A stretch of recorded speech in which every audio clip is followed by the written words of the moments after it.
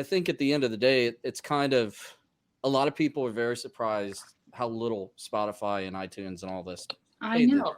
I have 6 whole monthly listeners, and I haven't seen a dime. Yeah. I mean, and then you have to jump through hoops to like sign up for like Harry Fox and the mechanical licensing and all that stuff. It's crazy. So I actually did the math the other day when everyone was doing the trend of like posting their 5 genres or their like 5 things. I think I saw on Instagram Blink-182 had posted thanks for all the streams, and it was like there were like 26.7 million streams in the year. And I was like, man, I wonder what that equates to in like dollars and like real dollars.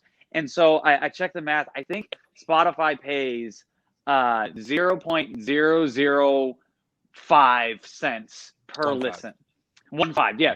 And I think Blink-182, being who they are, made maybe like just under $1 million on streams, which I know, like, talking $1 million, it's still a ton of money. But if you think like 24 million streams. Yeah, you'd think that it would be at like a little bit more than that. So you equate that to artists like, local artists, new artists, whatever.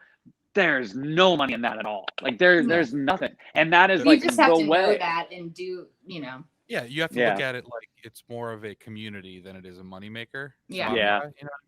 Which is really sad.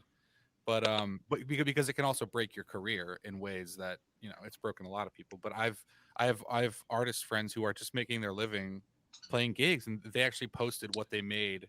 There was a friend of mine had 500,000 streams last year. He made $400. That is dumb.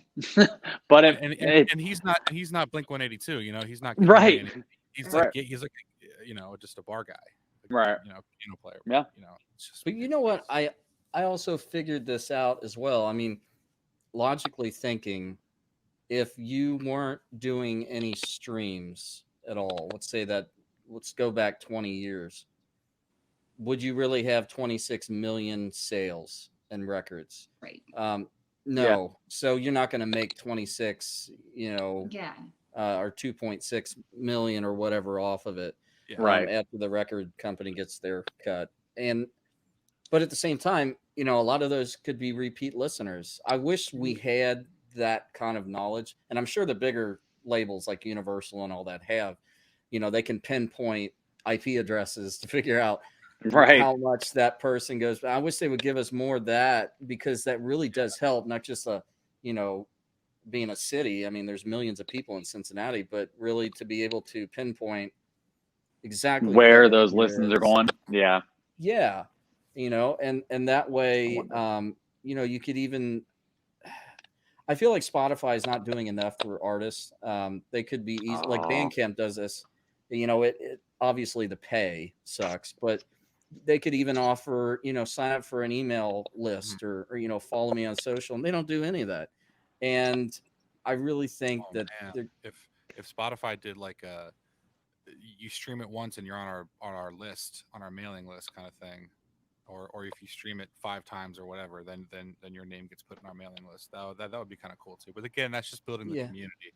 Well, I mean, I think maybe, let's say after you listen to a song 5 times, they pop up with a notification that says, hey, we noticed you like the song a lot. Do you want to subscribe to their list or their stuff? Yeah. Give them the option to do that. And I mean, with the millions of dollars they have in revenue, they could easily program something into the website. Do you guys know your listener breakdown? Is that something that you guys pay attention to, like age, genre, or age, sexuality, and all that stuff? I don't really pay attention to all of that. It's tough. I know, it's really hard.